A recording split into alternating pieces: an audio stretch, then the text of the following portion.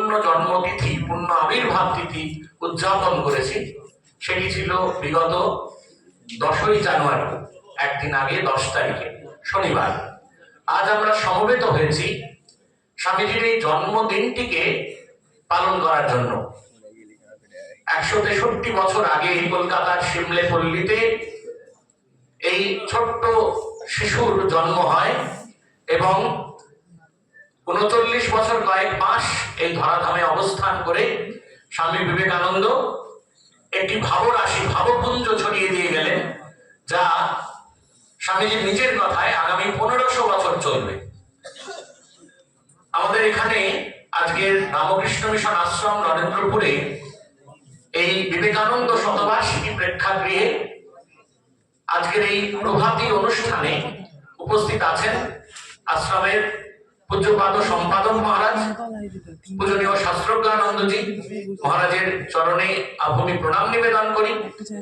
মঞ্চে আসীন আছেন আমাদের পূজনীয় ত্যাগেন্দ্রানন্দজি মহারাজ, রামকৃষ্ণ মিশন আবাসিক মহাবিদ্যালয়ে, মহারাজকেও শ্রদ্ধা নমস্কার জানাই। প্রেক্ষাগৃহে উপস্থিত আছেন পূজনীয় সন্ন্যাসী মহারাজেরা ও ব্রহ্মচারী মহারাজেরা, মহারাজদেরকেও যথাযোগ্য স্থানে প্রণাম নমস্কার শ্রদ্ধা জ্ঞাপন করছি।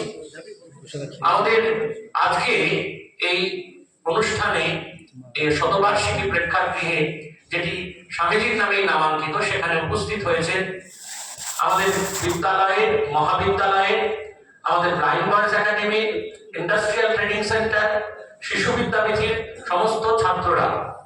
শিশু বিদ্যাপীঠের কয়েকজন ছাত্রীও উপস্থিত থাকতে পারে। সবাইকে আমরা আজকের এই অনুষ্ঠানে, প্রভাতী এই অনুষ্ঠানে উষ্ণ অভ্যর্থনা জানাই, কারণ আজকের দিনটি স্বামীজির দিন। আর উপস্থিত আছেন আমাদের এই আশ্রমের বিভিন্ন বিভাগের কয়েকজন মাস্টারমশাইরা, শিশু বিদ্যাপীঠের কয়েকজন অভিভাবক অভিভাবিকারা, এছাড়াও বিভিন্ন শ্রেণীর যারা শিক্ষাকর্মী রয়েছেন তারাও উপস্থিত আছেন।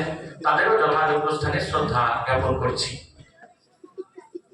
আমি একেবারে এই অনুষ্ঠানের শুরুতেই ছাত্র ভাইদের উদ্দেশ্যে একটি প্রশ্ন করতে চাই। আমাদের প্রত্যেকের মনে হওয়া প্রয়োজন, 1985 সালে আমাদের কেন্দ্রীয় সরকার, ভারত সরকার, এই দিনটিকে জাতীয় যুব দিবস হিসেবে ঘোষণা করেন। মনে রাখা প্রয়োজন, বা আমাদের ছাত্রদের মনে এটি মাঝে মাঝে প্রশ্ন উকিয়ে দিতে পারে যে আজকের এই দিনটি যে জাতীয় যুব দিবস হিসেবে চিহ্নিত হয়েছে, সেটি কেন একজন গেরুয়া বসনধারী মণ্ডিত মস্তক সন্ন্যাসীর নামে? যুবকদের আইকন তো আরো অনেকে, কোন ফিল্ম স্টার, কোন ক্রিকেটার, কোন ফুটবলার, সেগুলি হতে পারত। সেই জায়গায় একজন মণ্ডিত মস্তক অপরদকহীন সন্ন্যাসী কেন? এটি বারবার, এর নিশ্চয়ই এই প্রশ্নের নিরসন পূজনীয় শাস্ত্রজ্ঞানন্দজি মহারাজ আজকের এই মঞ্চ থেকেই করবেন। তবে আমাদের এটি ভাবতে হবে যে স্বামীজির নামে কেন যুব দিবসটি চিহ্নিত হলো। কারণ স্বামীজি যুবকদের বড় ভালোবাসতেন। স্বামীজির এক বাল্য বন্ধু ছিলেন সতীশচন্দ্র মুখোপাধ্যায়। সতীশচন্দ্র মুখোপাধ্যায় একবার একটি মেধাবী ছাত্রকে স্বামী বিবেকানন্দের কাছে পাঠান যে স্বামীজির কথায় সে যদি উদ্বুদ্ধ হয়। স্বামীজি সতীশচন্দ্র মুখোপাধ্যায়কে জিজ্ঞাসা করেন, is he fanatic? Satishchandra Mukhopadhyay খুব গর্বের সঙ্গে বলেন, না না, no, he is not fanatic. Satishchandra মুখোপাধ্যায়কে স্বামীজি উত্তর দিলেন, then I have no need of him. তাকে আমার কোনো প্রয়োজন নেই। স্বামীজির ফ্যানাটিক শব্দটি তেজিয়ান এই হিসেবে ব্যবহার করেছিলেন। তার ভেতরে কি সেই তেজ রয়েছে, তৃপ্ততা রয়েছে? ধর্মের বা দেশের জন্য সে সর্বস্ব বলি দিতে প্রস্তুত কি? স্বামীজি জিজ্ঞাসা করলেন। আমার এমন যুবক চাই। স্বামীজি এই ধরনের ফ্যানাটিক যুবক চেয়েছিলেন। সতীশচন্দ্রের ডন সোসাইটির অন্যতম সদস্য বিনয় কুমার সরকার, তিনি বলছেন, বিবেকানন্দ চায় কেবল ইন্সপায়ার্ড ফ্যানাটিক, এক পক্কা পাগল লোক, যারা কোনো কিছুর জন্য ক্ষেপে না উঠে, তাদের দ্বারা বিবেকানন্দের মতে কোনো কাজ হয় না। স্বামীজি বলছেন, তাই আমার চাই এক পক্কা খ্যাপা লোক।